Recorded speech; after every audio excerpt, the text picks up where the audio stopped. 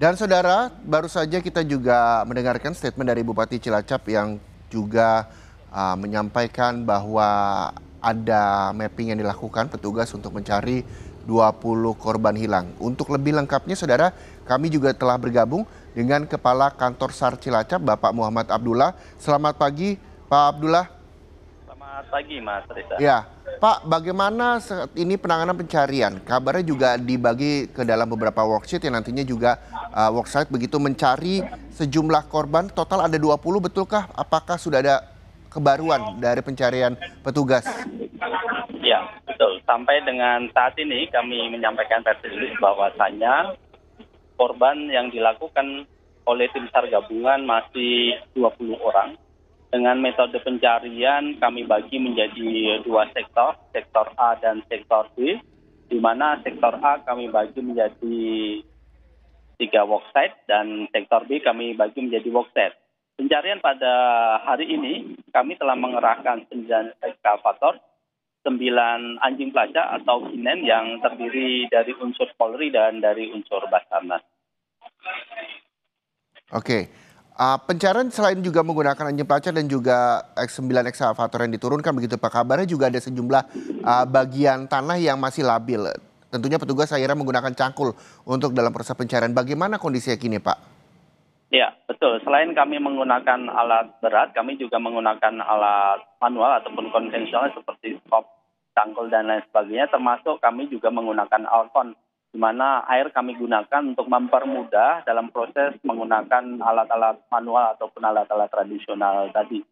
Dan kondisi cuaca di sini mulai dari tadi pagi sampai dengan saat ini berawan, yang artinya pada satu kesempatan bisa turun hujan. Namun demikian kami berdoa dan mohon doa seluruh masyarakat Indonesia dalam proses pencarian ini diberikan kemudahan serta cuacanya mendukung.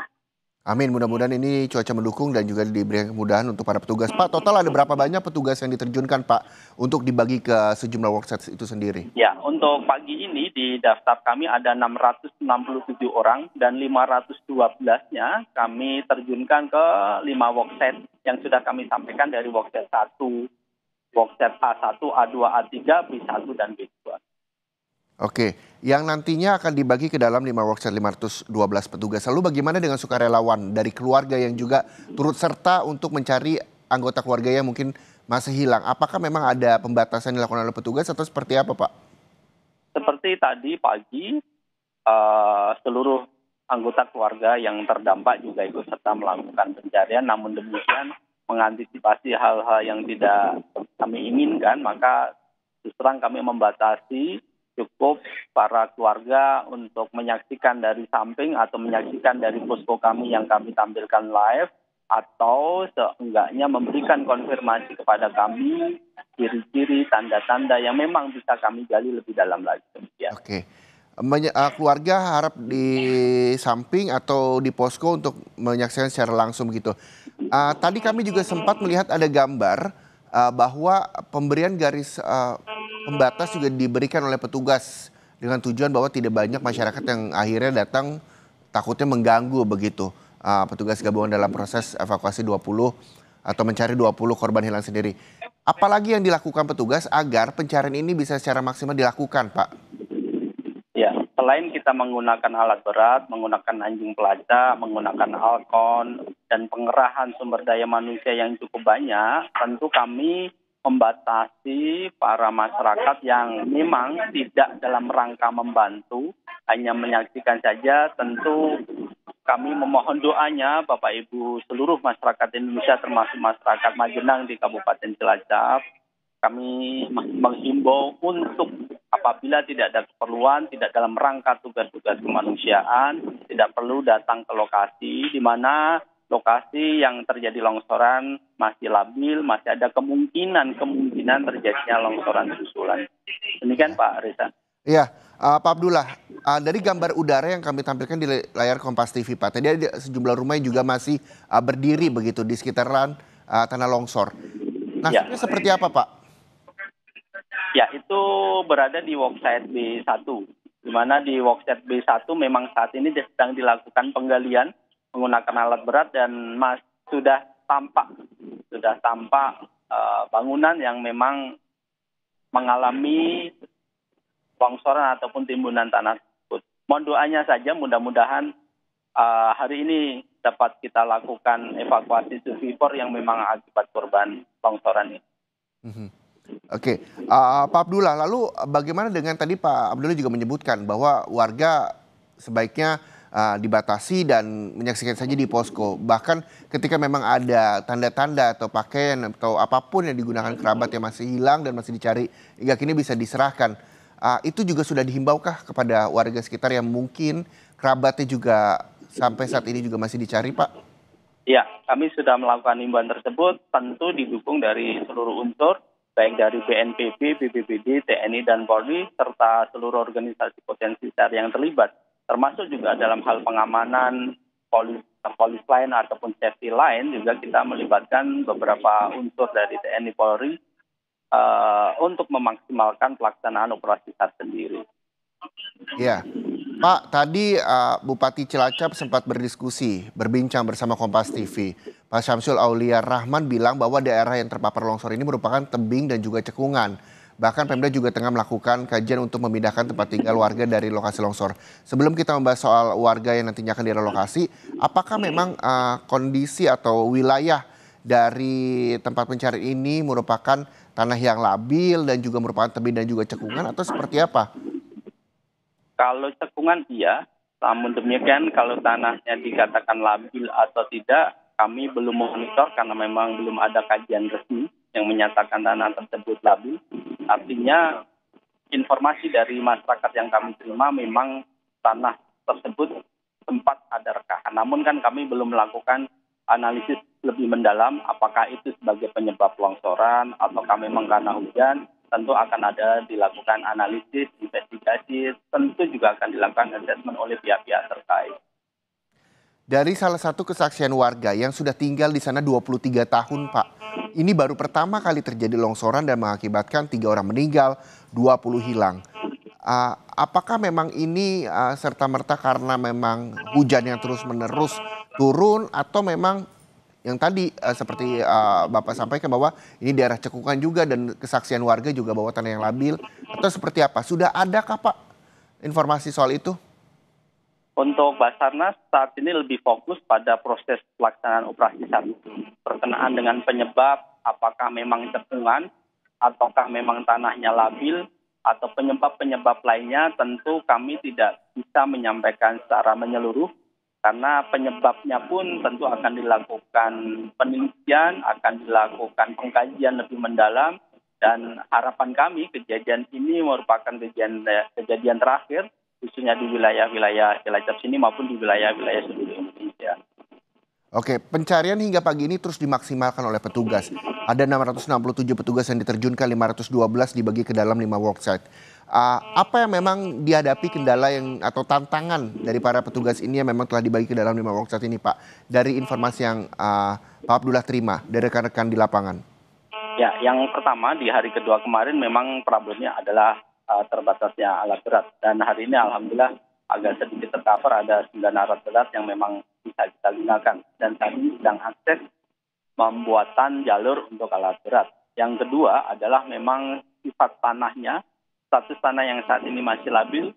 Dan yang ketiga adalah cuaca. Cuaca di wilayah pencarian ini masih berawan. Artinya bisa kapanpun turun hujan. Dan tadi sudah kami sampaikan pada saat briefing pagi sebelum pelaksanaan operasi SAR, kami sudah melakukan mitigasi terhadap pencarian ini, di mana ketika kami menyampaikan ada fluid panjang 1 kali, maka operasi SAR untuk dilakukan penghentian sementara. Ketika kami melakukan fluid panjang 3 kali berturut-turut atau lebih, berarti petugas SAR yang terlibat dalam pencarian ini harus bergeser ataupun lari ataupun berjalan menuju assembly point untuk sama-sama saling mengamankan dan mengakses dirinya dalam rangka asesmen lokasi lebih lanjut. Oke, itulah yang kita harapkan bahwa agar dalam proses pencarian ini tidak ada lagi korban yang berjatuhan begitu ya Pak. Metode-metode fluid ini sendiri yang memang dilakukan Basarnas untuk juga mengamankan petugas dalam proses pencarian. Lalu Pak Abdullah, bagaimana dengan warga yang memang diungsikan. Tadi Pak Bupati juga sempat menyampaikan bahwa ada 15 kakak yang diungsikan ke balai desa. Apakah himbauan ini juga disampaikan dari tim SAR dan juga tim Basarnas untuk menghimbau kepada warga yang masih tinggal di area longsor untuk dapat pindah ke tempat kerabat atau mungkin ke posko pengungsian atau seperti apa Pak Abdullah?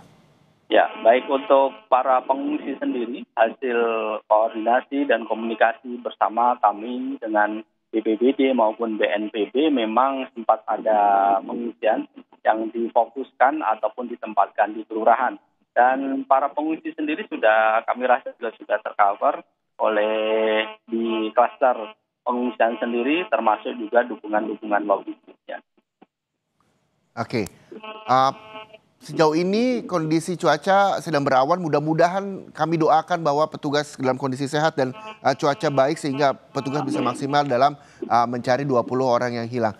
Pak, Ya, adakah Pak informasi dari warga misal di titik-titik tertentu yang memang sudah disampaikan kepada petugas bahwa di sini salah satu korban yang memang kami lihat tinggalnya salah satu korban di sini atau suatu semata-mata bisa berubah karena memang ada longsoran atau seperti apa metodenya Pak? Ya, jadi workset yang kami bikin itu merupakan hasil assessment kami, hasil penilaian awal kami, maupun hasil pengkajian kami bersama warga masyarakat terdampak maupun keluarga yang masih ada. Artinya workset yang kami bikin ini didasarkan data yang sudah kami miliki. Selanjutnya pada proses pencarian pun dalam satu workset itu akan melakukan penggalian di area yang kurang lebih seluasnya 500 meter persegi di masing-masing workset itu. Artinya adanya pergeseran ke depan, ke kanan atau ke kiri ini sudah kami lakukan perhitungan. Oke, untuk hari ini masih fokus di 5 workset itu sendiri. Apakah nantinya akan ada perluasan wilayah Pak? Mengingat ini kan kejadiannya hari Kamis malam Pak. Ya, sementara kami belum melakukan rencana operasi di hari keempat. Karena pada hari ini, di sore nanti akan kami lakukan evaluasi apakah ada informasi baru ataukah ada perencanaan baru untuk hari keempat nanti akan kami sampaikan juga. Oke, evaluasi akan dilakukan sore nanti lalu bagaimana? Karena ini kita bersyukur sekali bahwa ada 9 eksavator yang juga sudah hadir di sana untuk membantu petugas mencari 20 korban hilang. Bahkan juga diterjunkan juga ada 9 ekor anjing pelacak. Sebegitu terbantukah dengan adanya 9 ekor anjing pelacak ini atau seperti apa Pak untuk mencari titik-titik mana saja korban hilang itu sendiri? Ya, jadi anjing pelacak tentu kami tempatkan di masing-masing boxset itu tentu berdasarkan dengan jumlah korban yang diduga tertimbun di area itu. Artinya misalkan di boxset B1 misalkan, itu ada tiga orang yang tertimbun, maka kami siapkan di situ 1 anjing pelacak. Atau mungkin ada satu keluarga yang berdampingan antara A1, A2 begitu. Satu rumah yang berdampingan yang kemungkinan di situ ada 7, maka kami siapkan 2 anjing pelacak. Pencarian sudah dilakukan dari pagi hingga pukul 9.28 waktu Indonesia Barat saat ini. Adakah laporan Pak titik terang dari pencarian petugas di lapangan? Sampai hari ini kami belum ada informasi dari lapangan dan kami selalu memantau di posko. Beberapa kali kami cek di lapangan. Memang belum ada titik terang, namun seperti yang kami sampaikan tadi di B1 dalam penggalian menggunakan ekskavator memang sempat terlihat rumah yang tertimbun longsoran. Ya, terakhir Pak Abdullah, bagaimana nantinya warga sekitar bisa mengetahui informasi pencarian dilakukan oleh petugas? Apakah nanti di posko dipasang papan untuk perbaruan informasi bagi warga yang bisa melihat langsung atau seperti apa Pak? Jadi di posko kami ada 3 posko. Yang pertama adalah posko manajemen. Yang kedua adalah ada posko media dan yang ketiga ada posko medis dan posko potensi. Di situ sudah kami catat, sudah kami tempelkan pelaksanaan operasi SAR hari pertama, hari kedua, hari ketiga, bahkan nanti rencana operasi SAR di hari keempat termasuk hasil pelaksanaan operasi SAR bisa diakses oleh seluruh keluarga. Oke, mudah-mudahan ini juga menjadi titik terang bagi warga untuk mendapatkan informasi secara jelas. Tidak mendapatkan informasi yang hoax begitu di media sosial dan sebagainya, fokus kepada 3 posko tersebut yang telah disediakan. Sekali lagi Pak Muhammad Abdullah, Kakang SAR Cilacap, terima kasih banyak. Mudah-mudahan cuaca mendukung untuk mencari 20 korban hilang dan kami doakan agar semuanya bisa terang benderang dan selalu sehat bagi para petugas. Terima kasih atas waktu bersama Kompas TV untuk memberikan informasinya. Kakang SAR Cilacap, Bapak Muhammad Abdullah.